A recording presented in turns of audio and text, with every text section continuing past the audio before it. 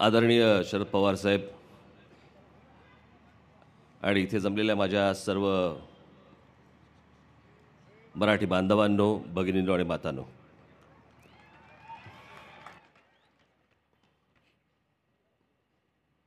मला सभेच्या वेळेला, भाषणाच्या वेळेलाही कधी असं प्रेशर नाही आलं, इतकं आज प्रेशर आहे. कारण हा उद्योग ह्याच्या आधी मी एकदाच केला होता. 2004-2003च्या सुमारास मी शिवशाहीर बाबासाहेब पुरंदरे यांची मी रायगडावरती एक मुलाखत घेतली होती. पण ती मुलाखत म्हणजे ते आणि मी असेच आम्ही दोघे रायगडावरती होतो. मला वाटत नाही महाराष्ट्राच्या इतिहासामध्ये अशा प्रकारची इतक्या लोकांसमोर कधी कुठची मुलाखत झाली असेल.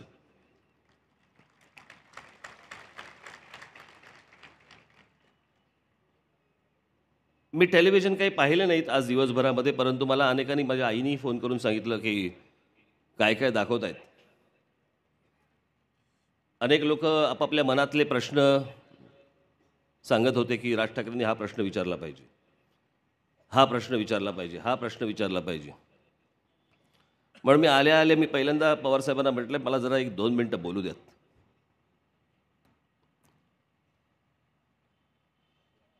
माझ्याकडे ज्या वेळेला सचिन इटकरे आणि आमचे रामदास फुटाणे माझ्याकडे जेव्हा आले की अशा प्रकारची एक मुलाखत घ्यायची म्हणून पवारसाहेबांची, मी पहिला प्रश्न त्यांना असं विचारला, तुम्ही मला विचारताय पण त्यांना विचारलंय का?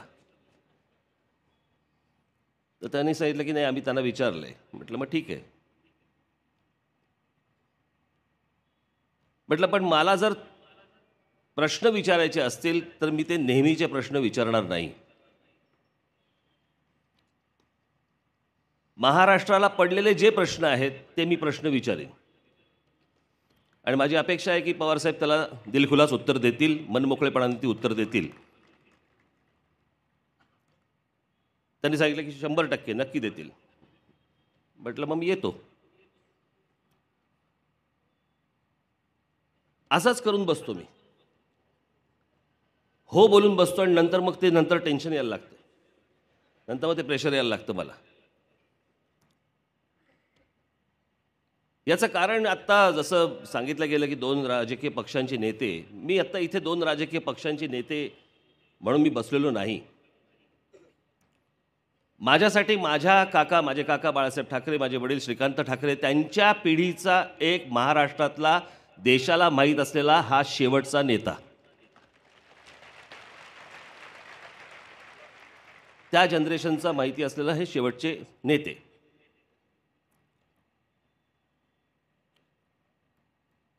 लोक आबरू काढतात. मगाशी माझं वय पण काढलं.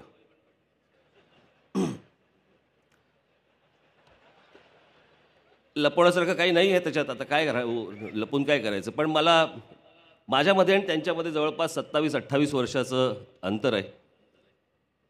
आणि आज ही मुलाखत घेत असताना सगळ्यात महत्त्वाचा माझ्यावरती असलेलं प्रेशर जे आहे ते आहे ते जनरेशन गॅपचं, एका पिढीच्या गॅपचं प्रेशर आहे. मी काल संध्याकाळी पवारसाहेबांना भेटलो.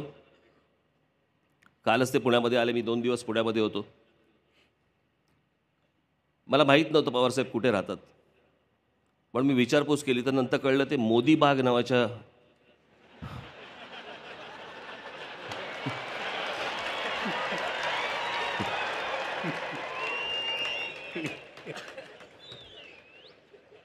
मला ते काय कळलं नाही पहिलं. म्हटलं इथंही आली आहे, म्हटलं तर काय करणार. आणि दुपारी मी जेव्हा जेवायला बसलो त्यावेळेला मला सुप्रिया यांचा मला फोन आला की आम्ही जळगावला आहोत, आम्ही सगळे चर्चा करतोय, तुम्ही उद्या बाबांना कोणते प्रश्न विचारणार आहात. तर म्हटलं मी आज संध्याकाळी जाऊन पवारसाहेबांना भेटणार आहे. म्हणे पेपर फोडू नका पण. तर म्हटलं नाही, पेपर नाही फोडत. तुम्ही जर एकमेकांना सांगितलेत जर प्रश्न तर आम्ही बाहेर सांगू मॅच फिक्स होती म्हणून. मी काल पवारसाहेबांना भेटलो, मग मी थोडक्यात प्रश्न सांगितलेच नाहीत. मी म्हटलं मी काही प्रश्न सांगत नाही. याचं कारण म्हटलं ते प्रश्न सांगितल्यानंतर तो उत्स्फूर्तपणा जो असतो तो उत्स्फूर्तपणा जातो. आणि म्हणून मी काही जे प्रश्न आणलेले आहेत, अनेकांच्या मनात अनेक प्रश्न असतील, ते काही सगळे प्रश्न मी आज इकडे विचारेन अशातला भाग नाही. परंतु मला असं वाटतंय की मी जे प्रश्न काढलेले आहेत, महाराष्ट्राला पडलेले जे प्रश्न आहेत, देशाला पडलेले प्रश्न आहेत, अशा अनेक प्रश्न मी आज इथे काढलेले आहेत. मी खूप दिवसांनी खरं तर हातात पॅड घेतले शाळेनंतर, कारण माझ्यासाठी आजची परीक्षा आहे. मला अनेकांनी सांगितलं, तू लॅपटॉप का नाही घेऊन जात? म्हटलं ते मला ते काही करता येत नाही, तसं ते बघता येत नाही, घरी ठीक असतं. आणि म्हणून मी आज या आपल्या सर्वांच्या साक्षीने मी पवारसाहेबांना माझ्या मनातले, आपल्या मनातले असे काही प्रश्न विचारणार आहे. काही प्रश्न अतिशय गंभीर आहेत, परंतु त्या प्रश्नांची उत्तरं जर पवारसाहेबांकडनं मिळणार नसतील तर मग कोणाकडनं मिळणार? आणि त्या प्रश्नांना पवारसाहेब दिलखुलासपणे उत्तर देतील, महाराष्ट्राचं एका वेगळ्या प्रकारे पवारसाहेब प्रबोधन करतील, अशी मला आज आशा अपेक्षा आहे. पवारसाहेबांनी ज्या शिक्षण संस्थेमध्ये जिथे शिक्षण घेतलं, आज त्याच्याच पटांगणामध्ये आज हा कार्यक्रम होतो आहे. मगाशी सुशीलकुमार शिंदे साहेबांनी काही गोष्टी मला सांगितलं, त्यांनी तो प्रश्न तुम्ही विचारा. म्हणजे मी कसा विचारू म्हटलं. पोरीच्या बाबतीत एका मुलाला फसवल्याची घटना गोष्ट हे मी त्यांना कसं विचारू म्हटलं. पण आत्ता बसल्या बसल्या त्यांनी मला एक हॉस्टेलची गोष्ट सांगितली. मला असं वाटतं संस्थेबद्दल आणि ती एक घटना जी आपण आत्ता सांगितलीत की हॉस्टेल नव्हतं इथे, तर ते जरा आपण सुरुवात केलीत तर मला असं वाटतं बरं होईल. त्याच्यानंतर मी माझ्या प्रश्नांना सुरुवात करेन. नमस्कार. मला आनंद एका गोष्टीचा आहे की या महाविद्यालयामध्ये मी काही वर्ष काढली. काही वर्ष सांगायचं कारण घरच्यांची अपेक्षा होती की 4 वर्षात बाहेर यावं, पण मी 6 वर्ष घेतली. आणि त्याचं महत्त्वाचं कारण महाविद्यालयीन शिक्षणाच्या पेक्षासुद्धा इतर गोष्टीत अधिक लक्ष होतं आणि त्यामुळे साहजिकच कालखंड वाढला. आता आम्ही बोलत असताना सांगत होतो, 1958 साली मी या ठिकाणी जेव्हा शिकायला पहिल्यांदा आलो, बारामतीवरनं शर्ट पायजमा घातलेला विद्यार्थी, पुणेकरांनी विशेषतः कॅम्पातल्या विद्यार्थ्यांनी हा गाववाला दिसतोय म्हणून रिमार्क केले. पण हळूहळू या महाविद्यालयाचा ताबा घेण्याच्या संबंधीचं काम मी सवयीप्रमाणे केलं. पहिल्याच वर्षी निवडून आलो, शेवटच्या वर्षापर्यंत GS होतं. पण या कॉलेजचं वैशिष्ट्य असं होतं की ही डेक्कन एज्युकेशन सोसायटी, पलीकडे फर्ग्युसन कॉलेज, या टेकडीच्या बाजूला कॉमर्स कॉलेज. हल्ली कॉमर्स कॉलेजचा चेहरा बदलला आहे, मध्यंतरी मी आलो होतो. पण मी ज्या वेळेला होतो त्यावेळेला मुली काही या कॉलेजला असायच्या नाहीत, आणि ज्या असायच्या त्या कॅम्पमधल्या असायच्या, विशेषतः पारशी वगैरे. आणि आम्हाला सगळ्यांना इंग्लिशमध्ये त्यांच्याशी बोलायचं धाडस व्हायचं नाही. त्यामुळे कॉमर्सच्या विद्यार्थ्यांचा ओढा टेकडीच्या पलीकडे असायचा, फर्ग्युसनला. मला आनंद एका गोष्टीचा आहे की या महाविद्यालयानं महाराष्ट्राच्या आर्थिक जीवनामध्ये मोलाची कामगिरी करू शकतील अशा प्रकारचे अनेक मान्यवर तयार केले. महाराष्ट्रातल्या आणि देशातल्या जेवढ्या मोठ्या बँका आहेत, त्या बँकांच्यामधले अनेक प्रशासक या महाविद्यालयातनं बाहेर पडलेले आहेत. अर्थात नीरव मोदीला पैसे देणारा आमच्या कॉलेजचा नव्हता, त्याची चौकशी मी केली होती. तुम्हाला कदाचित म्हणजे माहीतच आहे की उत्तर प्रदेशचे गव्हर्नर राम नाईक याच महाविद्यालयाचे विद्यार्थी. दुष्काळी भागातून आले. आटपाडी हा महाराष्ट्रातला दुष्काळी तालुका, तिथनं आले. नंतर उत्तम शिक्षित झाले, महाराष्ट्राच्या विधानसभेत गेले, देशाच्या पार्लमेंटमध्ये गेले, देशाच्या मंत्रिमंडळामध्ये गेले आणि हल्ली उत्तर प्रदेशमध्ये काम करत आहेत. असे अनेक लोक आहेत की या वास्तूमधून ते बाहेर पडले, व्यक्तिगत जीवनामध्ये यशस्वी झाले आणि आपल्या यशस्वीतेच्या बरोबर या देशाच्या अर्थक्षेत्रामध्ये काही ना काहीतरी योगदान करण्याच्यासाठी त्यांनी कामगिरी केली. आणि म्हणून एवढी मोठी मुलाखत या ठिकाणी होत असताना राज ठाकरे घेतात म्हणल्यानंतर बऱ्याच जणांनी मला विचारलं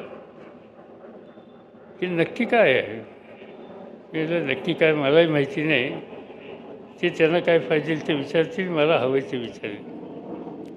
पण मला आनंद आहे की जिथं मी आयुष्याची महाविद्यालयीन शिक्षणाचा कालखंड घातला आणि खरं सांगायचं जे महाराष्ट्रातल्या विद्यार्थी चळवळीमध्ये पहिल्यांदा पुण्यामध्ये, पुण्याच्या नंतर पश्चिम महाराष्ट्रामध्ये, पश्चिम महाराष्ट्रानंतर महाराष्ट्रामध्ये आणि महाराष्ट्राच्या नंतर देशाच्या पातळीवर जे मी काम करू शकलो त्याचं उगम बुलढाणा महाराष्ट्र कॉलेज ऑफ कॉमर्समधलं आहे. याचा मला आनंद आहे आणि आज तिथून ही मुलाखत होते याबद्दल मी अधिक संतुष्ट आहे. एवढंच या ठिकाणी सांगू इच्छितो. आता सुरू करा.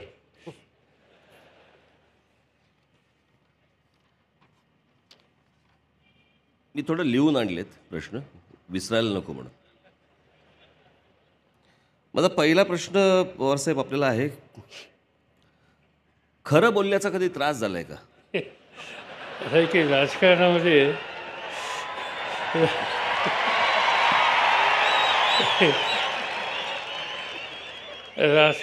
खरं बोलावंच लागतं, पण जिथं बोलणं अडचणीचं असेल तिथं न बोललेलं बरं असतं. आणि मग त्यामुळे खूप वेळेला खरं न बोललं, खरं आहे माहीत आहे पण ते कदाचित पचणार नाही आणि शेवटी समाज मन किंवा व्यक्तीचं मन दुखवायचं नसेल तर कुठं थांबायचं हे शिकलं पाहिजे.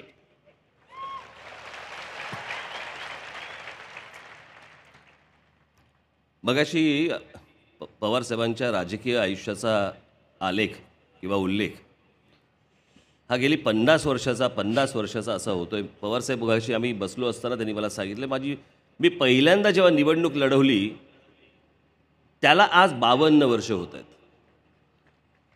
आणि मी राजकारणात आलो म्हणजे साधारणपणे आज 50 म्हणजे साधारणपणे ते 60 वर्ष आज ते राजकीय क्षेत्रामध्ये काम करत आहेत. मी माझं भाग्य समजतो की मला पवारसाहेबांची मुलाखत घेण्याचं मला भाग्य आज इथे मिळालं. मी पहिल्यांदाच आभार मानून टाकतो आपले तिथे बसलेत त्यांचे. यशवंतराव चव्हाणांच्या पिढीचं एक मूल्याधिष्ठित राजकारण होतं. मगाशी मी माझ्या भाषणामध्ये मी असं म्हटलं होतं की जे मी पन्हाळगडावरती मी जे पाहिलं की बाळासाहेब जरा रागवले होते, एस.एम. जोशी तिथे होते, आपण होतात आणि मग एस.एम. जोशी सर आणि बाळासाहेब यांच्यामध्ये एक समझोता घडवला. आज त्या प्रकारचं राजकारण आज राजकीय पक्षांमध्ये तसं दिसत नाही. दोन गोष्टी आहेत. म्हणजे एक गोष्ट खरी आहे, जवाहरलाल नेहरूंना मी फार लांबून पाहिलं, फार थोड्या काळात पाहिलं, पण लालबहादूर शास्त्रींना पाहिलं. त्या काळामध्ये मी त्या पक्षात होतो आणि त्याचबरोबर यशवंतराव चव्हाण त्या काळामध्ये देशाचे संरक्षण मंत्री होते आणि महाराष्ट्रातल्या आम्हा तरुण पिढीचं एक ते आदर्श अशा प्रकारचं व्यक्तिमत्व म्हणून आम्ही त्यांच्याकडे बघत असे. यशवंतरावांनी आम्हाला एक गोष्ट शिकवली की तुम्ही समाजकारणात, राजकारणात, सत्तेच्या प्रकरणात कुठेही जा, पण ज्यांनी योगदान दिलं त्यांच्या संबंधीची विनम्रता कधी सोडू नका. आणि त्याचं एक उदाहरण मला आठवतं आहे की महाराष्ट्राच्या विधानसभेमध्ये गॅलरीमध्ये मी जाऊन बसलो होतो. मी काही आमदार नव्हतो, यशवंतराव मुख्यमंत्री होते, एस.एम. जोशी हे विरोधी पक्ष नेते होते आणि एस.एम. जोशींनी काहीतरी एक प्रश्न विचारला आणि त्याचं उत्तर एका तरुण काँग्रेसच्या मंत्र्याला देण्याची जबाबदारी होती. मी त्यांचं नाव सांगत नाही, त्यांनी उत्तर उत्तम रीतीने दिलं पण एस एमला कदाचित ते पटलं नाही. एस एमने पुन्हा प्रश्न विचारला. पुन्हा त्या नव्या तरुण मंत्र्यांनी त्याचं उत्तर दिलं. पुन्हा एस एमने तिसऱ्यांदा प्रश्न विचारला. तर त्यावेळेला त्या तरुण मंत्र्यांनी सांगितलं, तुम्ही उत्तर दोनदा दिलेलं आहे, तुमच्या डोक्यात शिरत नाही, त्याला मी काय करू. फटकन यशवंतराव चव्हाण उभे राहिले सभागृहाची आणि एस एमची त्यांनी माफी मागितली आणि सांगितलं की माझ्या तरुण सहकाऱ्यांनी या पद्धतीचे शब्द वापरायला नको होते. तुम्ही लोकप्रतिनिधी आहात, लोकप्रतिनिधीचा सन्मान ही आम्हा लोकांची जबाबदारी आहे. हे सूत्र यशवंतरावनी आम्हा लोकांना शिकवलं. मी ती गॅलरीत जाऊन बघितलेलं आहे. आणि त्यामुळे साहजिकच आहे की एक त्याच्यातून एक संस्कारच असे होत गेले विधिमंडळामध्ये, संसदेमध्ये अनेक वर्ष राहिल्याच्या नंतर, की आपण एका चौकटीच्या बाहेर कधी जाता कामा नये. संघर्ष झाला, माझा अनेक लोकांशी झाला, पण सभ्यतेची चौकट आम्ही कधी सोडली नाही. अलीकडं व्यक्तिगत हल्ल्याच्या संबंधीची आस्था लोकांना वाटायला लागलेली आहे. आणि ते हल्ले करत असताना आपण कोणत्या पदावर आहोत याचंसुद्धा स्मरण हे अनेकांना होत नाही. गेल्या 15 दिवसाच्या पूर्वी देशाच्या पार्लमेंटमध्ये राष्ट्रपतींच्या भाषणावर एक आभाराचा प्रस्ताव होता. आणि त्या प्रस्तावावर बोलत असताना राहुल गांधी असतील, राजीव गांधी असतील, आणखीन कोणी असतील, या एकेकाळी त्यांनी योगदान दिलं या देशाला किंवा त्यांच्या कुटुंबियांनी, त्यांचा इतका व्यक्तिगत हल्ला केला गेला की माझ्या चौकशीत बसणारं नव्हतं. टीका करायचा अधिकार आहे. जरूर चुकीचं धोरण असेल तर टीका करावी, परंतु जवाहरलाल नेहरूंनी या देशाच्यासाठी काहीच केलं नाही, लोकशाही दिली नाही, अशा प्रकारचं विधान एखाद्या जबाबदार व्यक्तीने मांडलं. आणि या देशाला 12व्या शतकात लोकशाही मिळाली असा उल्लेख सदनामध्ये केला. व 150 वर्ष ब्रिटिशांचं राज्य या ठिकाणी होतं आणि आपल्या पिढ्या गुलाम होत्या, तेव्हा काही लोकशाही या देशात होती. पण तरी असे उल्लेख त्या ठिकाणी केले गेले. याचा अर्थ जी यापूर्वी अनेक नेतृत्वाने, अगदी अटल बिहारी वाजपेयींचं मी फार जवळून बघितलं, त्यावेळी मी विरोधी पक्षाचा नेता होतो, प्रत्येक व्यक्तीचा सन्मान कसा करावा, दुसऱ्यांच्या विचाराचं सुद्धा स्वागत आणि सन्मान कसा करावा, वैचारिकदृष्ट्या मतभेद असले तरीसुद्धा त्या बाबतीत अतिरेकी भूमिका कशी घेऊ नये याचा आदर्श हा अटल बिहारी वाजपेयींनी संसदेच्या समोर नेहमी ठेवलेला आहे. आज दुर्दैवानं त्या सगळ्या गोष्टी कुठेतरी आटल्यासारख्या दिसतात, कमी झालेल्या दिसतात. पण ही स्थित्यंतरे असतात. त्या स्थित्यंतरानंतर पुन्हा काहीतरी बदल होईल आणि माझी खात्री आहे की देशातली नवी पिढी पुन्हा एकदा या देशाच्या सार्वजनिक जीवनाला योग्य रस्त्यावर आहे. याच्यासाठी आपल्याला काही सराव वर्ग वगैरे घ्यावेसे वाटतात का? म्हणजे आत्ताच्या लोकांना सांगायला. आपण आत्ता मगाशी म्हणालात त्याप्रमाणे आपण नरेंद्र मोदींबद्दल बोललात. असं की मी नावं कोणाची घेत नाही. नाही, आपण नसताल घेत तर मला सांगा, जमी घेत जाईल.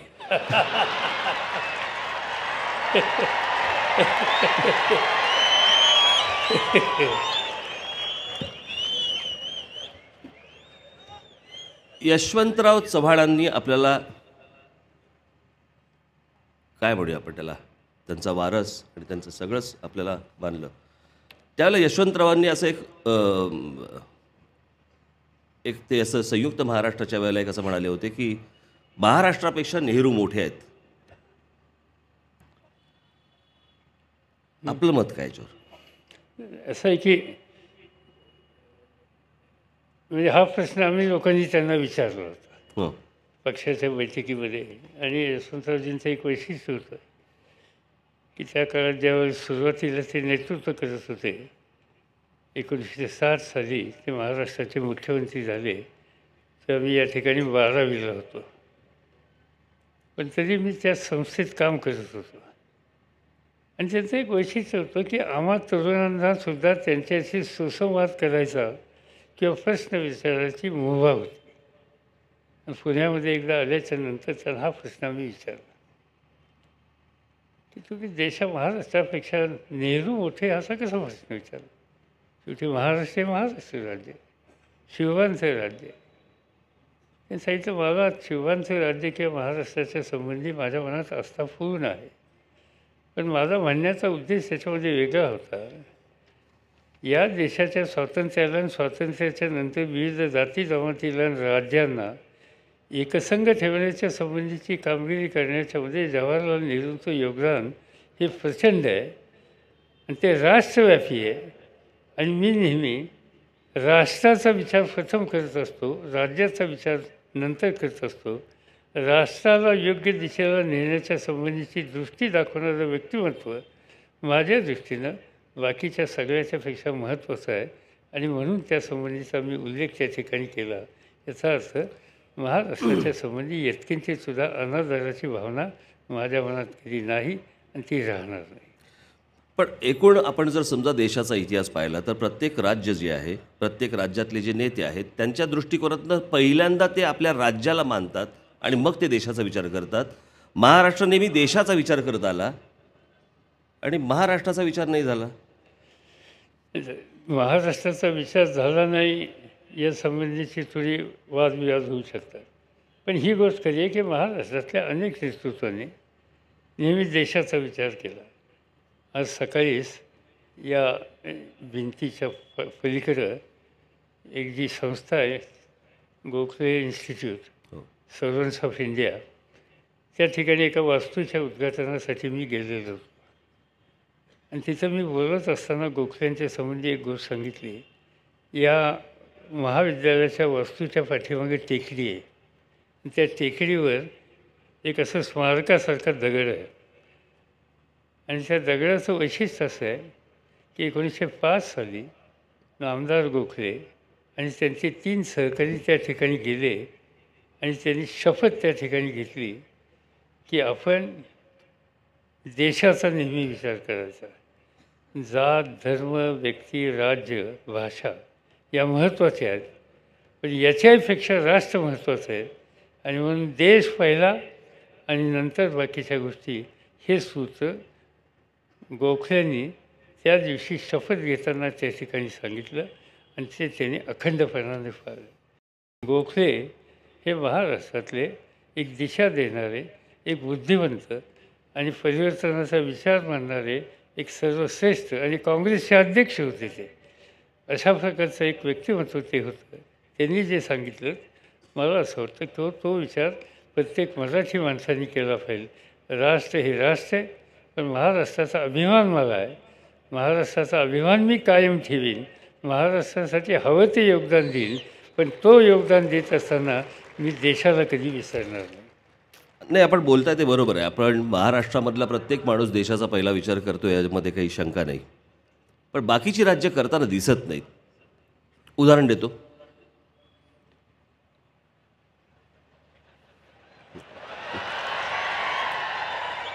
उदाहरण म्हणजे असं थोडंसं सविस्तर देतो.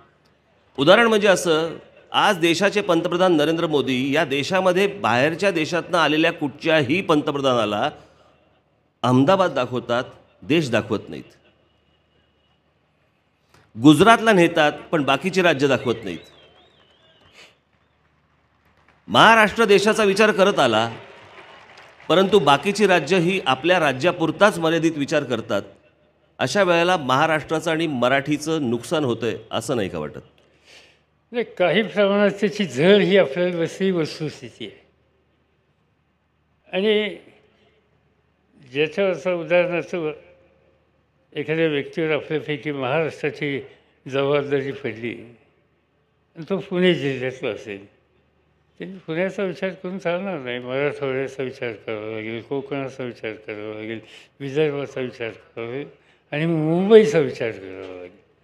ही व्यापकता त्यांनी दाखवली पाहिजे आणि तीच गोष्ट राष्ट्र पातळीवर काम करणाऱ्या सगळ्या घटकांनी केली पाहिजे. आणि हे आपण सतत करत आलो. त्याची काही किंमत महाराष्ट्राला मोजावी लागली नाही असं नाही. आणि आज जे हे केलं जातं की जगातली कुठली व्यक्ती आली तर आम्ही 2 गोष्टी नेहमी पार्लमेंटमध्ये अगदी भारतीय जनता पार्टीच्या संसदीय सदस्यांच्यावरून सुद्धा खाजगीत, जाहीरपणा नाही, पण खाजगीत आम्ही बोलत असतो की ब क आता देशामध्ये आला तर 2 गोष्टी घडतील. कोणत्या 2 गोष्टी? त्याला अशी मिठी मारली जाईल आणि दुसरी गोष्ट त्यांना अहमदाबादला घेऊन गेलं जाईल. हा एक चर्चेचा आणि थोडासा चेष्टेचा विषय झालेला आहे. देशाचं नेतृत्व करायचं असेल तर अहमदाबादचा किंवा गुजरातचा अभिमान अवश्य ठेवा, पण फक्त गुजरात आणि अहमदाबाद एवढंच नजरेसमोर ठेवू नका. तुम्ही देशाचे प्रमुख आहात. ही भावना आज सत्ताधारी पक्षाच्या संसदीय सदस्यांचं सुद्धा आज मी पाहतो. पण हे आपला शिष्य ऐकतो का?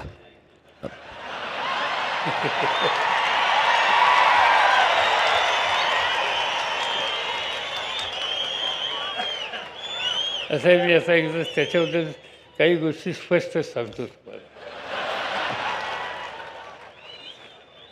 मी 10 वर्षे देशाच्या शेती खात्याचा मंत्री होतो आणि त्या काळामध्ये, विशेषतः सुरुवातीच्या काळामध्ये, नरेंद्र मोदी हे गुजरातचे मुख्यमंत्री होते आणि गुजरात राज्यामध्ये विकासाच्या संदर्भात अधिक लक्ष घालणारे अशा प्रकारचे ते ग्रस्त होते. पण त्याची एक गोष्ट आम्हा सगळ्यांना खटकायची की मुख्यमंत्र्यांची परिषद ज्यावेळी देशाची दिल्लीला असायची त्यावेळेला त्यांचा अत्यंत आक्रमकपणानं डॉक्टर मनमोहन सिंगांच्यावर व्यक्तिगत ते हल्ला करायचे. मनमोहन सिंग हा सभ्य आणि सुसंस्कृत ग्रस्त होते, त्यामुळे त्याची उत्तरं कधी ते द्यायचे नाहीत. पण हे सतत मोदी साहेबांच्याकडून व्हायचं. त्याचा परिणाम असा झाला, ज्या मंत्रिमंडळात मी बसत होतो त्यातले एक प्रतिनिधी समोर आहेत, सुशीलकुमार शिंदे, आणि ते काँग्रेसचे होते, मी राष्ट्रवादीचा, आणि विशेषतः काँग्रेसच्या सगळ्या मंत्र्यांना त्याचा संताप होता किंवा या पद्धतीने प्रधानमंत्र्यांच्या व्यक्तिगत हल्ला करणं योग्य नाही, सर्वमान्य अशी गोष्ट पक्षामध्ये होती. आणि त्यामुळे साहजिकच मोदींच्याकडे बघण्याचा काँग्रेसच्या मंत्र्यांचा दृष्टिकोन हा अनुकूल नसायचा. तो इतका अनुकूल नसायचा की उद्या गुजरातचा काही प्रश्न आला तर त्यांना कुणाकडे जावं हा प्रश्न असायचा. आणि माझी भूमिका त्याच्यात असायची, गुजरात हा भारताचा एक भाग आहे. मोदींची भूमिका प्रधानमंत्र्यांच्याबद्दल अयोग्य असेल याचा अर्थ गुजरातच्या जनतेची चूक नाही. आपण राष्ट्राची जबाबदारी घेतलेली आहे आणि राष्ट्राची जबाबदारी आपण घेतली आहे, त्यावर गुजरातच्या जनतेची सुद्धा जबाबदारी आपल्याला टाळता येणार नाही. आणि म्हणून प्रत्येक गुजरातच्या प्रश्नात मी लक्ष घातलं. आणि त्यामुळं मोदी हे दिल्लीमध्ये आल्याच्यानंतर माझ्या घरी यायचे, काही प्रश्न असले तर मला सांगायचे आणि मी अन्य माझ्या सहकाऱ्यांच्याकडे बोलून हा त्यातनं मार्ग काढण्याच्या संबंधीचा प्रयत्न करायचो. आणि त्यामुळे नंतर ते प्रधानमंत्री झाल्याच्या नंतर त्यांनी एक स्टेटमेंट केलं, त्याला काही अर्थ नव्हता, पण त्यांनी स्टेटमेंट केलं की यांच्या करंगलीला धरून मी राजकारणात आलो. माझ्याबरोबर नाही, ते आधीच राजकारणात आले होते, ते RSSमध्ये काम करत होते, पक्षाचं काम करत होते, पक्षाच्या संघटनेचं काम त्यांनी अनेक वर्ष केलं आणि ते अनेकांच्यावर त्यांनी त्यांच्या विचाराच्या लोकांच्यावर केलं. सुदैवानं माझी करंगली कधी त्यांच्या हातात सापडली नाही. आणि त्यामुळं ते काही म्हणले म्हणजे व्यक्तिगत सलोखा आहे. म्हणजे याच्यात तुम्ही पाहिलेले लहानपणी तुमच्या काकांचे माझे संबंध अत्यंत ओलाव्याचे होते, पण बाळासाहेब व्यासपीठावर उभं राहिल्याच्या नंतर माझ्याबद्दल काय बोलायचे आणि मी बाळासाहेबांच्याबद्दल काय बोलायचो याची चर्चा न केलेली होती. कारण ते कधी मला मामल्या म्हणायचे किंवा आणखीन कशाने भरलेलं पोतं म्हणायचे, पण त्यांच्या मनात पाप कधी असायचं नाही. त्यांनी व्यक्तिगत सलोखा कधी सोडला नाही. म्हणजे त्यांचं एकच उदाहरण मी सांगतो, आणि हे सांगायचं कारण की माझी मुलगी राज्यसभेला उभं राहण्याच्या संबंधीचा विचार आमच्या पक्षातल्या सहकार्याने केली आणि तिचा फॉर्म भरायचा होता. ते बाय इलेक्शन होतं कोणीतरी मला सांगितलं की बाळासाहेबांना तुम्ही सांगा किती फॉर्म भरते. तिचं म्हणजे बाळासाहेबांचं वैशिष्ट्य असं की त्यावेळी ती जेव्हा 2 वर्षाची होती तेव्हा बाळासाहेबांच्या किंवा मीनाताईंच्या खांद्यावर घेऊन तुमच्या घरी ती खेळलेली आहे. आणि मी बाळासाहेबांना फोन केला. बाळासाहेबांनी मला प्रश्न विचारला. माझ्या कानावर आलं, सुप्रिया राज्यसभेला उभी राहते. हो म्हणजे मी असं पक्षातले लोक म्हणतात तिने उभं राहावं. तुमची काय भूमिका हे जाणून घेण्यासाठी मी फोन केला. काय बोलतोय म्हणजे आपली मुलगी पहिल्यांदा निवडणुकीला उभी राहायची, माझी काही वेगळी भूमिका असेल? ती बिनविरोध येईल, तिला कुणी विरोध करणार नाही. मी म्हटलं तुमचे मित्र पक्ष, तुम्ही कमळीची काळजी करू नका. तुम्ही अजिबात त्याची काळजी करू नका. कमळीची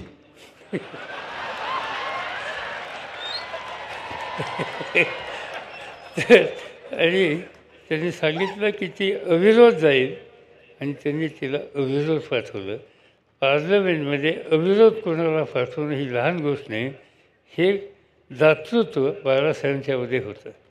आणि ही एक भावना नेतृत्वाच्याबद्दल, सहकार्यांच्याबद्दल, मित्रतांच्याबद्दल ठेवण्याची एक परंपरा महाराष्ट्रामध्ये होती.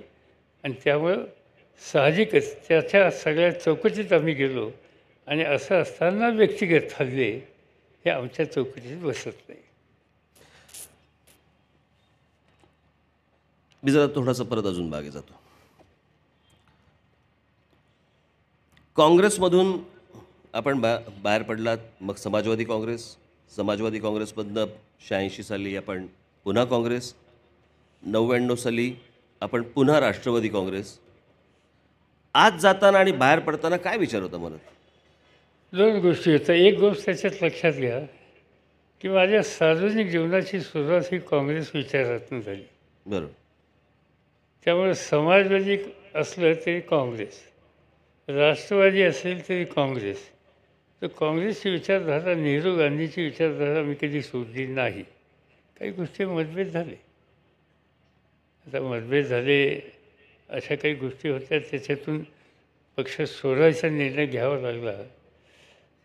पहिल्यांदा जेव्हा आम्ही हा निकाल घेतला त्याच्यात 4 भागीदार होते. त्यातला एक भागीदार समोर आहे, सुशीलकुमार शिंदे. ते नाही आले बरोबर. हो बरोबर आले. आम्ही दोघांनी बरोबर नाही सोडलं. नंतर नाही नंतर नाही. नंतर त्यांनी म्हणजे पहिल्यांदा ते मी बरोबर होतो. आम्ही बरोबर काँग्रेस सोडली.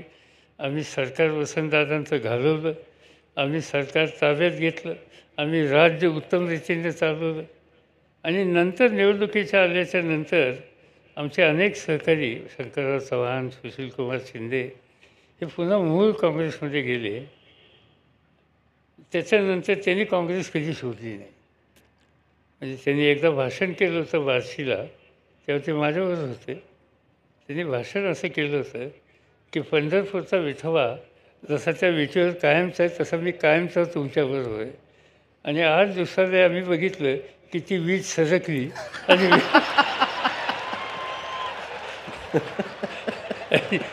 आणि विठोबा आम्हाला सोडून गेला. पण तेव्हापासून आजपर्यंत विठोबाने वीट कधी सोडली नाही. त्यांनी काँग्रेसचीच वीट कायम ठेवली. ही गोष्ट जमेची आहे आणि ही सांगायचा मला आनंद आहे. पण त्यातला हा भाग आहे की पक्ष सोडला म्हणजे काहीतरी कारणं घडली. नंतर ज्यावेळेला आम्ही हा राष्ट्रवादी काँग्रेस पक्ष काढलं त्याला थोडंसं कारण आहे. वाजपेयी त्यावेळेस प्राईम मिनिस्टर होते. मी काँग्रेस पक्षाचा लोकसभेतला नेता होतो. राज्यसभेमध्ये काँग्रेस पक्षाचं नेतृत्व मनमोहन सिंगांच्याकडे होतं. आणि संसदीय लोकशाहीमध्ये एक पद्धत आहे की ज्या वेळेला सत्ताधारी पक्षाचा प्रधानमंत्री राजीनामा देईल किंवा अल्पमतात जाईल त्यावेळेला जो अधिकृत विरोधी पक्षाचा नेता आहे त्याला सरकार बोलवायला राष्ट्रपतीने बोलवायचं असतं. ज्या वेळेला वाजपेयींचं सरकार गेलं त्यावेळेला मी किंवा मनमोहन सिंग यांच्यापैकी कोणाला तरी बोलवतील अशी अपेक्षा होती. पण त्यावेळच्या काँग्रेसच्या अध्यक्षांनी राष्ट्रपतींना जाऊन आपल्या वतीनं क्लेम करणं, म्हणजे मी सरकार बनवायला तयार आहे अशा प्रकारचं पत्र त्या ठिकाणी दिलं आणि ते आम्हा कोणाला आवडलेलं नव्हतं. त्याचं मुख्य कारण की पक्षाचं नेतृत्व करणारा सदनामधला जो व्यक्ती असेल ती या सदनातला किंवा त्या सदनात, त्याला यत्किंचित न विचारता त्यांना टेलिव्हिजनवर अशी माहिती मिळते की आपल्या पक्षाच्या अध्यक्षांनी सरकार बनवायची मागणी स्वतःच्या नावानं केली. हे लोकशाहीच्या संसदीय पद्धतीच्या आणि माझ्या मनाला पटलं नाही. तिथंच मी निर्णय घेतला आणि बाजूला झालो.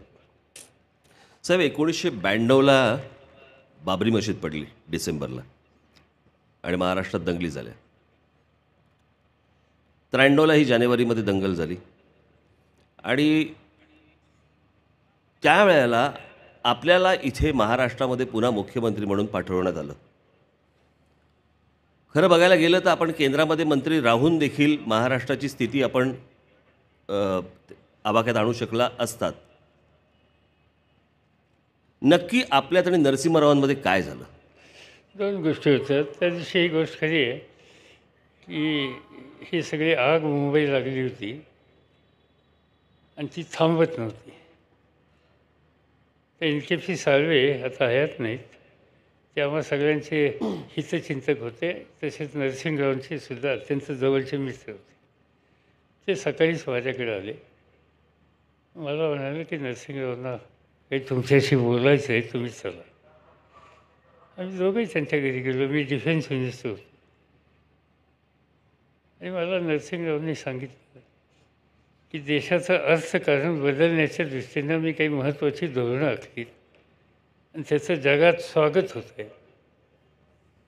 परंतु जगाचं लक्ष दिल्लीपेक्षा आर्थिक जगाचं मुंबईकडे अधिक आहे आणि मुंबई ही पेटली आहे. हा संदेश जगामध्ये जाणं हा जगातल्या भांडवली गुंतवणूक करण्याच्या संबंधी आस्था असलेल्या देशातल्या घटकांच्या दृष्टीनं ही अत्यंत चिंताजनक बाब आहे आणि म्हणून त्यांना एक विश्वास द्यायला पाहिजे आणि तो विश्वास द्यायचा असेल तर महाराष्ट्र सावरायचं काम तुम्ही केलं पाहिजे. माझी तयारी नव्हती. मी जवळपास आमची चर्चा सकाळी 10ला सुरू झाली. 4 वाजेपर्यंत मी नाही म्हणत होतो. त्यांचा आग्रह होता. नंतर शेवटी मला त्यांनी एकच सांगितलं की ठीक आहे तुम्ही ठरवा. पण मला आश्चर्य वाटलं की तुम्ही अशी कशी भूमिका घेता. मी म्हटलं का आश्चर्य? ते म्हणजे ज्या महाराष्ट्राने तुम्हाला मोठं केलं, ज्या मराठी माणसांनी तुम्हाला इथपर्यंत आणलं, ज्या मराठी माणसांनी तुम्हाला 2 वेळेला मुख्यमंत्री केलं, त्यावेळी 3 वेळेला, आणि ते राज्य जळत असतानासुद्धा त्या आपल्या बांधवांच्यासाठी महाराष्ट्रात जावं असं तुम्हाला वाटत नाही, याचं मला आश्चर्य वाटलं.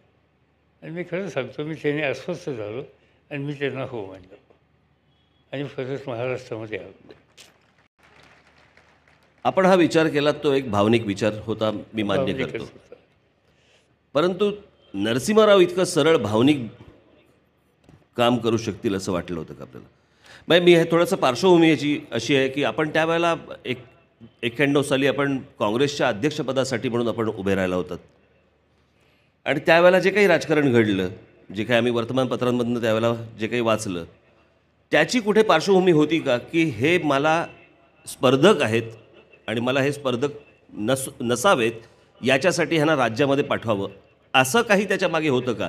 कारण बघायला गेलं तर आपण मुंबईमधली दंगल, आपण मुख्यमंत्री असा किंवा केंद्रामधले मंत्री असा, आपल्याला ती आटोक्यात आणणं हे सहज शक्य होतं. पण आपली भावनिक एक गोष्ट वेगळी, परंतु याच्या मागे नरसिंहरावांचं काय राजकारण नक्की होतं?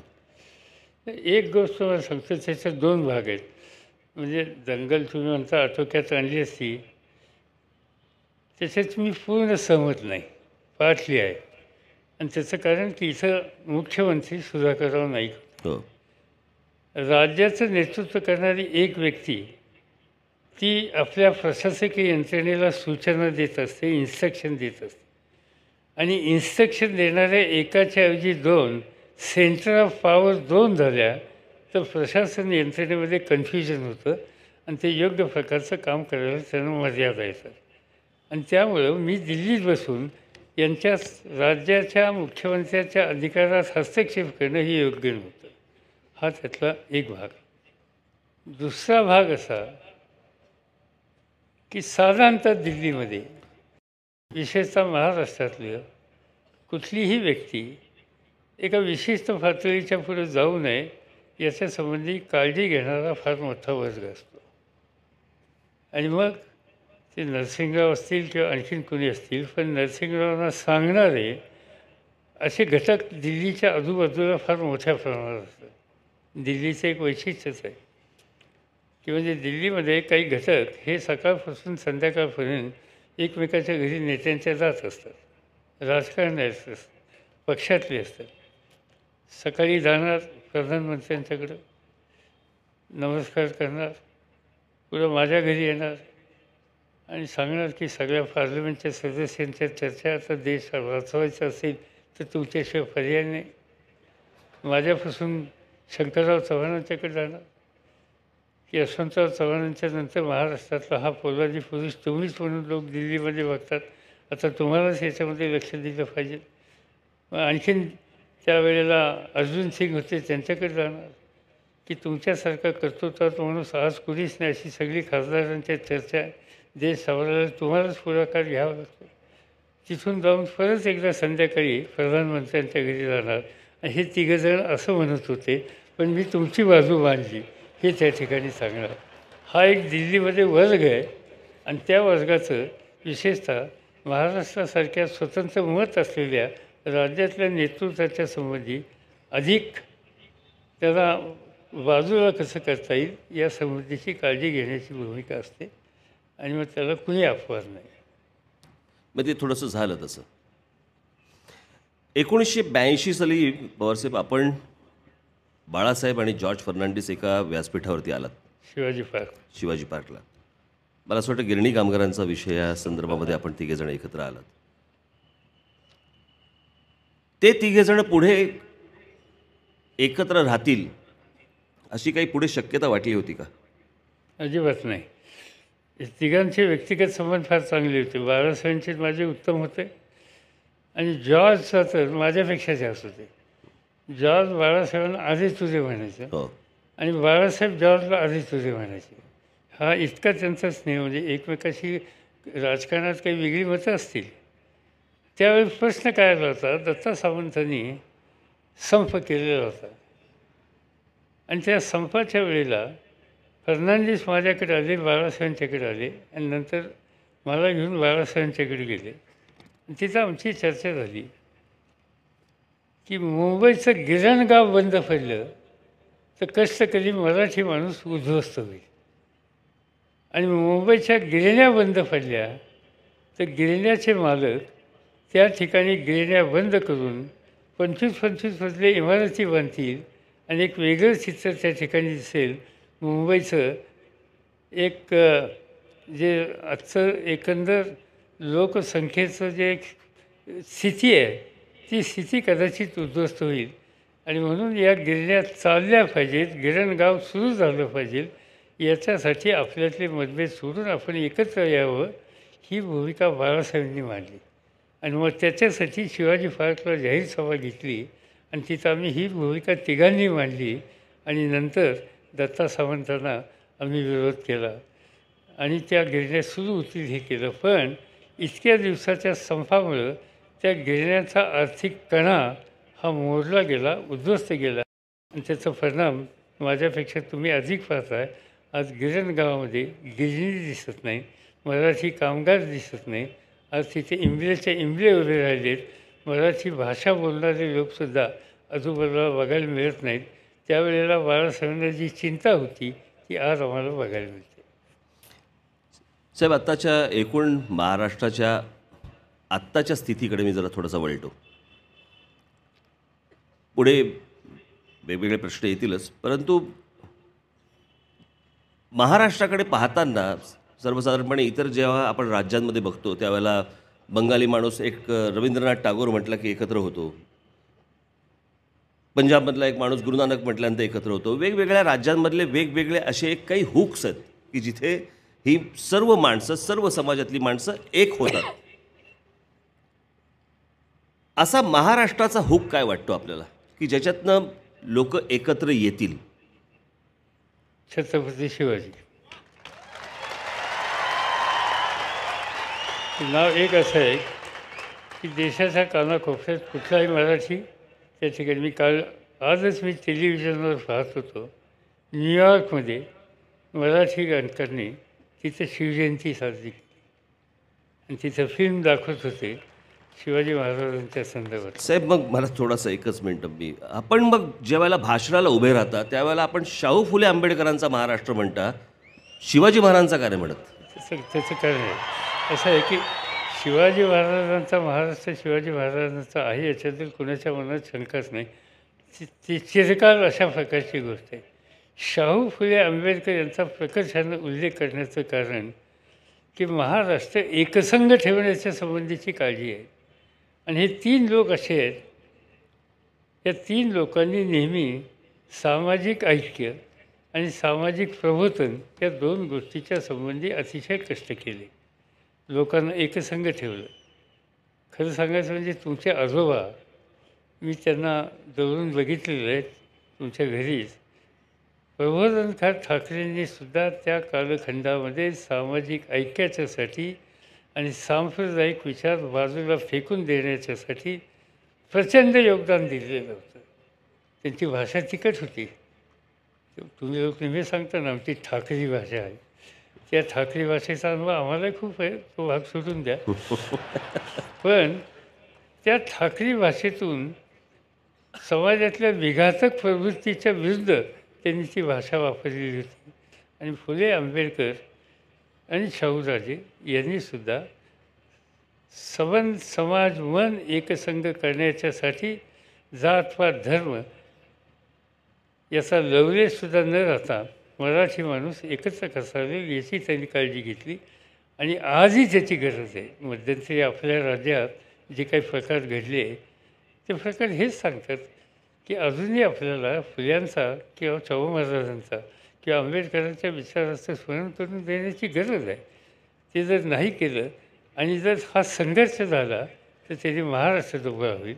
आणि काही झालं तर महाराष्ट्र दुबळा होऊन द्यायचा नाही. राजकारण असेल नसेल, सत्ता असेल नसेल, महाराष्ट्र हा मजबूतच झाला पाहिजे आणि तो मजबूत ठेवण्याची ताकद या विचारात आहे. म्हणून यांचा उल्लेख. पण आज पवारसाहेब आपल्याला चित्र असं दिसतंय, छत्रपती शिवाजी महाराज, महात्मा ज्योतिबा फुले, लोकमान्य टिळक, स्वातंत्र्यवीर सावरकर, बाबासाहेब आंबेडकर, प्रत्येक महापुरुषाकडे प्रत्येक जण महाराष्ट्रात जातीने पाहतो. हे बदलणं गरजेचं नाही का वाटत आपल्याला, म्हणजे या सगळ्या परिस्थितीचं?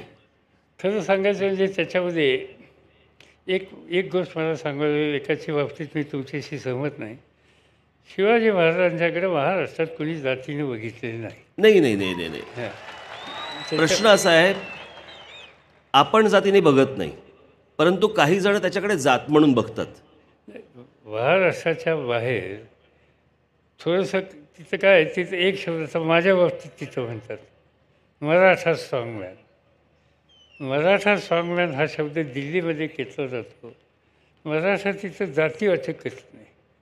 मराठा म्हणजे महाराष्ट्राचा जो मराठी त्याला तिथं मराठा म्हणतात. अगदी बरोबर आहे. तिथं ही म्हणजे या सगळ्या गोष्टींची सुरुवात, म्हणजे ज्या सर्व समाजांना एकत्र घेऊन जो एक ज्याला सैन्य लढा असा जो उभा केला, ते आपले छत्रपती शिवाजी महाराज. आज त्यांच्याच भूमीमध्ये आज जातीमध्ये जो कडवटपणा आलेला आहे तो दूर होण्यासाठी आपण काय केलं पाहिजे? त्याला खरं सांगायचं म्हणजे हाच फुले आंबेडकरांचा किंवा शाहू महाराजांचा विचार हा. विशेषतः तरुण पिढी ही त्यांच्यामध्ये मराठी अस्मिता आणि राष्ट्राची अस्मिता याच्याबद्दल अधिक बिंबवण्याची गरज आहे. म्हणजे मी करतोय ते बरोबर करतोय. पुन्हा मी सांगतो, तुम्ही करणार कारण तुमच्यावरचे संस्कार आहेत. आणि त्याचं कारण असं आहे की राजकीय मतभेद असले तर बाळासाहेब ठाकरेंची एक गोष्ट मी तुम्हाला सांगतो, आणि ती या राज्यात कुणी करू शकलेली नाही. बाळासाहेब ठाकरे एकमेव असे राजकीय नेते होऊन गेले की त्यांनी औरंगाबादमध्ये खैरेसारखा एक सुतार समाजातला एका व्यक्तीला महाराष्ट्राच्या मंत्रिमंडळात मंत्री केलं. देशाच्या पार्लमेंटमध्ये 5 वेळेला निवडून पाहतो. त्याच्या जातीचे तिथं 5,000सुद्धा मतं नाही आहेत. पण बाळासाहेबांचं वैशिष्ट्य होतं त्याची जात त्यांनी कधी बघितलं नाही, त्याचं कर्तृत्व बघितलं. आणि बाळासाहेबांनी अशी अनेक माणसं ही महाराष्ट्रात उभी केली. आणि मराठी माणसाच्या मनामध्ये त्या व्यक्तीकडे बघत असताना त्याची जात बघू नका, त्याचं कर्तृत्व बघा आणि मी कर्तृत्वाचा पुजारी आहे हा विचार बाळासाहेबांनी मांडला.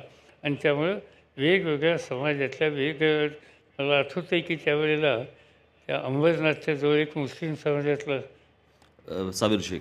साबीर शेख मुस्लिम समाज त्यांना मंत्रिमंडळावरती त्यांनी घेतलं. म्हणजे त्यांना कधीही जात धर्म हे त्यांच्यापुढे आढळून आलं नाही. आज का परिस्थिती आली आहे महाराष्ट्रात ही? त्याचं कारण असं आहे की आज दुर्दैवानं काही जातीवाचक संघटना ह्या कुठं ना कुठेतरी वारसं धरायला लागलेल्या आहेत.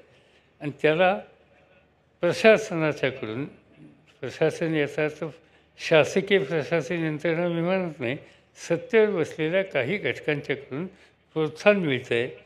आणि त्याच्यात अंतर निर्माण करून, कप्पे निर्माण करून तो कप्पा आपल्याबरोबर जर घेता आला तर आपलं पुढचं राजकारण हे यशस्वी होईल. ही भावना वाढीला लावण्याचं काम हे केलं जातं आहे. आणि त्याच्यामुळं दुर्दैवानं हे चित्त घडतं. पण मला हे फार दिवस टिकेल असं वाटत नाही. महाराष्ट्र शेवटी या रस्त्यांनी जाणार नाही, तो शाहू फुल्यांच्याच विचारानं जाईल याच्याबद्दल माझ्या मनात शंका नाही.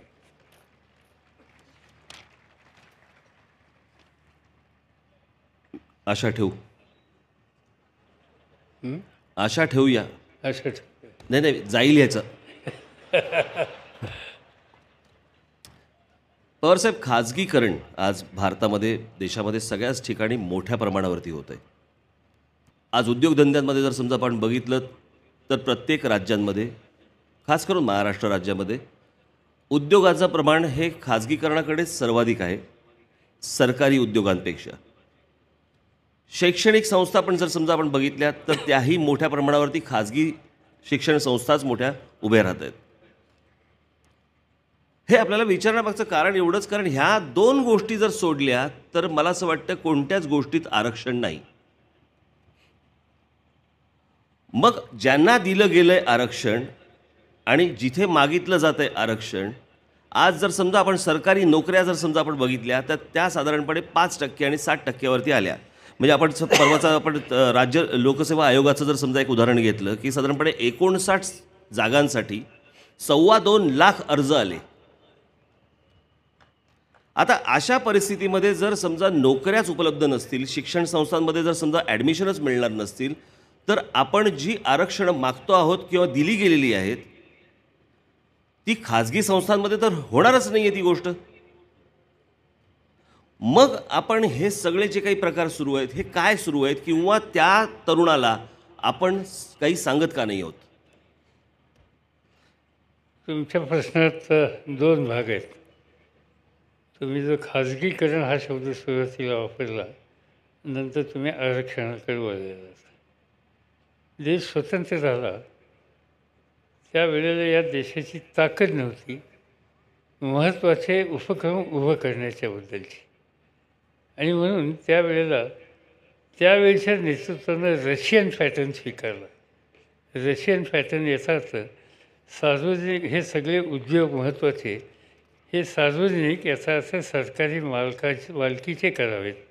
म्हणजे आपल्याकडे पोलाद कारखाने हे सरकारने केले, खताचे कारखाने सरकारने केले, महत्त्वाचे सगळ्या इंडस्ट्रीज या त्यावेळेस सरकारने केल्या.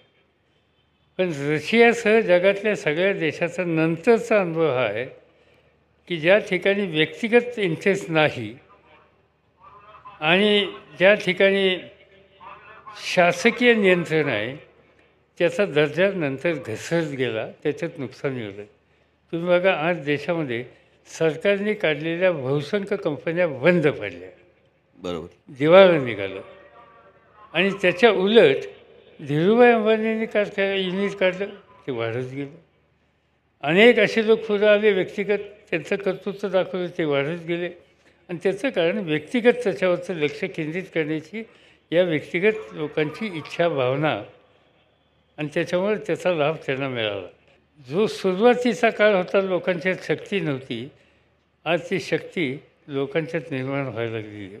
मगाशी या ठिकाणी सत्कार केले गेले, त्याच्यात हनुमान गायकवाडचा सत्कार केला, BVG ग्रुप. हो. हनुमंतराव गायकवाड सातारा जिल्ह्यातल्या एका खेड्यातला एका लहान कुटुंबातले व्यक्ती. इथं आले, नोकरीला लागले. नोकरीत काही मन जमलं नाही, काहीतरी स्वतःचं करायचं म्हटलं. आणि स्वतःचं करायचं म्हणून त्यांनी एक वेगळं क्षेत्र हातात घेतलं. ते वेगळं क्षेत्र कोणी फारसं करत नाही. ते क्षेत्र म्हणजे की अनेक ठिकाणच्या संस्था, हॉस्पिटल्स, इन्स्टिट्यूशन्स याची सगळी साफसफाई आणि बाकीच्या सगळ्या गोष्टीची जबाबदारी त्यांनी घेतली. आणि मगाशी सांगितलं की त्यांनी 70,000 लोकांना काम दिलं. आज देशाच्या पार्लमेंटमध्ये मी जातो, त्या पार्लमेंटची जबाबदारी हनुमंत गायकवाडकडे आहे. राष्ट्रपती भवनची जबाबदारी हनुमान गायकवाडकडे आहे. प्रधानमंत्र्यांचं घर हनुमान गायकवाडच्याकडे आहे. आर्मी, नेव्ही, एअरफोर्स तिन्हीची हेडक्वार्टरची जबाबदारी हनुमान गायकवाडांच्याकडे आहे. पंतप्रधानांचं पण प्राईम मिनिस्टरच्या घराची सुद्धा, त्यांच्या कार्यालयाची सुद्धा ही सगळी जबाबदारी BVG ग्रुपवर आहे. म्हणजे एक व्यक्ती किंवा खाजगी उद्योग उभा करत असताना आज 70,000 लोकांना काम देऊ शकले. आणि या देशातल्या महत्त्वाची जी केंद्रं आहेत त्याचंही निमंत्रण, सगळ्या महत्त्वाचे हॉस्पिटल आज त्यांच्याकडे आहेत. आणि हे आता भारतापुरतं सीमित राहिले नाही, आज ते भारताच्या बाहेरसुद्धा जायला लागलेत. याचा अर्थ कर्तृत्व असलं आणि प्रोत्साहन मिळालं तर त्या कर्तृत्वानं काय वाटेल ते करू शकतात. साहेब, माझा खाजगीकरणाला विरोधाचा विषय नाही आहे. माझा विषय असा आहे की खाजगीकरण इतक्या मोठ्या प्रमाणावरती होत असताना शैक्षणिक संस्था आणि नोकऱ्या ह्या उपलब्ध नसताना आता खाजगी संस्थांमध्ये नोकऱ्या ह्या आरक्षणावरती मिळणारच नाहीत. तर त्याच्यामध्ये आता कसं आहे, त्याच्यात लोक ह्या फार सेन्सिटिव्ह इश्यू आहे. त्याच्यामध्ये आरक्षण समाजातल्या दुबळ्या लोकांना जे आहे, दलित, आदिवासी, जनरली त्याच्याबद्दल कुणाची तक्रार नाही, ते असं म्हणतं. आता बाकीच्या घटकांच्या संबंधी आरक्षणाच्या बाबतीत ठिकठिकाणी मोर्चे निघतात, काही करतात. माझं स्वच्छ त्याच्यात मत हे आहे की यासंबंधी जातीने हा विचार करू नये. विचार करायचा असेल तर आर्थिकदृष्ट्या जो दुबळा आहे तो कुठल्याही जातीचा असेल त्याला आरक्षण दिलं पाहिजे. अगदी बरोबर आहे. मला असं वाटतं हा पहिल्यांदा विचार महाराष्ट्रामध्ये किंवा देशामध्ये बाळासाहेबांनी हा पहिल्यांदा मांडला की जातीला जरी पोट असलं तरी पोटाला जात लावू नका. आणि त्यांचेच संस्कार आमच्यावरती आहेत, त्याच्यामुळे आर्थिकदृष्ट्या जे कमजोर असतील त्यांनाच आरक्षण मिळालं पाहिजे आणि बाकी आरक्षणाची आवश्यकता नाही. हा एक मुद्दा जरी झाला. आणि पण मग आज जे वातावरण जे दूषित होतं आहे, नोकऱ्या नसताना, शाळा कॉलेजेसमध्ये खाजगी क्षेत्रामध्ये ॲडमिशन नसताना, तर आपण, मला असं वाटतं, जी आज जो तरुण महाराष्ट्रामधला आहे याला आपण एक आव्हान करणं गरजेचं. आता जे आपण केलंच, अर्थातच केलं, परंतु एक त्याच्यावरती एक मला असं वाटतं आपण एक जाहीर सभा आपण जर समजा घेतलीत आणि तिथे जर समजा त्या प्रकारचं प्रबोधन केलं तर ते जास्ती खोलवर जाईल असं आपल्याला वाटत नाही का? नक्कीच वाटेल, त्याचा उपयोग होईल. पण त्याच्यावर दुसरी गोष्ट केली आणि ती म्हणजे जे लोकांचं प्रतिनिधित्व करतात आणि त्यांना संधी मिळते. प्रतिनिधी याचा अर्थ विधानसभेत किंवा लोकसभेतच गेलं पाहिजे असं नाही. अगदी बरोबर. तुम्ही तुमच्या संघटनेच्या मार्फत प्रतिनिधित्व तरुणांचं फार मोठ्या प्रमाणात करता आम्ही बघतो. आम्हाला काळजी वाटते मतदारांना, हे जरा वाढायला लागले म्हणून. त्यातला तो भाग सोडून द्या. पण शेवटी मराठीच आहेत साहेब. पण या सगळ्यांच्या माध्यमातून आपल्याला एक गोष्ट महाराष्ट्रातल्या नव्या पिढीमध्ये रुजवली पाहिजे की हनुमान गायकवाड जर उभा राहू शकतो, तू का नाही उभा राहू शकतो? अगदी बरोबर. हे कर्तृत्व तुझ्यात सुद्धा आहे आणि तुझ्यात कर्तृत्व आहे हे त्याला बिंबवलं पाहिजे. आणि दुसरी गोष्ट अशी आहे की त्याच्यात कर्तृत्व हे दिसत असताना एकमेकांनी त्याला मदत केली पाहिजे. पायात पाय घालायचे उद्योग बंद केले पाहिजेत आणि ही भावना मराठी लोकांच्या तरुणांच्यात वाढवली पाहिजे. माझी खात्री आहे की महाराष्ट्रातला तरुण हनुमान गायकवाडसारखा स्वतःच्या कर्तृत्वानं उभं करेल आणि स्वतःचा तो प्रश्न सोडवेल, पण त्याच्यासारख्या आणखीन 10 लोकांनासुद्धा सेवा करायची संधी दिली. दुसरा एक अजून एक महाराष्ट्रातला एक अत्यंत गंभीर विषय आणि तो म्हणजे महाराष्ट्रात गरिबी ही काही आज नाही आहे. महाराष्ट्रात गरिबी ही पूर्वी पण होती.